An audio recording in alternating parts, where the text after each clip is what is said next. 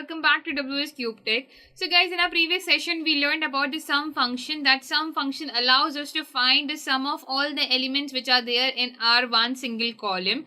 In our today's session we will be talking about the average function. So what does average functions do? First of all, let's understand that average functions allow us to find the average of a particular column. For example, let's say if you own a supermarket and there people came and buy groceries and different thing, and every day the billing is done. Now what you want to find, you know that what is the minimum value, what is the maximum value, or if you want to find the sum also, we have found that. Now what do we want to do? We need to find out that what is the average a person has spent. Like, I don't want the least value, I don't want the maximum value, but the average value. That means a value in between, the average value that a person has spent from the total. So to find that average value over here, the average function will be used over here. Let's understand with our MySQL over here that we have this student ID, roll number and marks. There is this table called as student marks which has all these columns. Now what I want to find that okay, all these students have scored this much marks, but I want to find what is the average marks. What is the average going on over here, that what is the average mark benchmark over here for the average. So I want to find that value over here. For that I'll be using my average function over here. Let's have a look on how average function is used in MySQL. So here I have already created a file called as average function. Inside that I have imported everything and I have written down everything as well. So now all I need to do is write my average function over here with our query. First of all, we will be using our select query over here. That's select.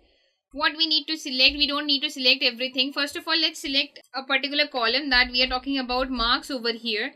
Select marks from student marks table. Now if I run this right now, I'll get the data in this way. Why I'm getting in this way? Because our for loop is not over here. So let's use our for loop, that for I in get data colon print I. So let's quickly run it, and now I'll get the data in this way. So I have all the marks over here, but now what I need to do, I need to get the average of these marks. So how to get the average of these marks is very simple. What you have to write, instead of just marks over here, you need to write AVG. AVG, and that means average of these marks over here. So now if I run it over here, you will see that the average of these marks is 70.8750. This is the average of these marks. If you want, you can remove this, directly print get data along with a string over here, that the average marks of the students is, and I'll be putting this inside the string, comma, get data. Let's run and see what output we will get over here. So if I run it, I'll get the output in this way, that the average marks, okay, I have written the wrong spelling. We can just quickly fix it.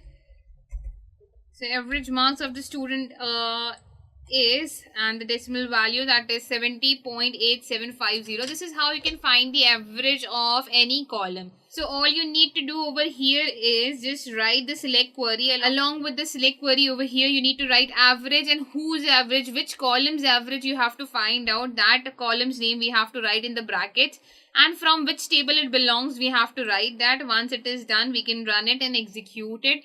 So this is how we can find the average. I hope guys the average function is clear to you. In our next session, we will be talking about the count function. So stay connected guys, and I'll see you in the next session. Thank you.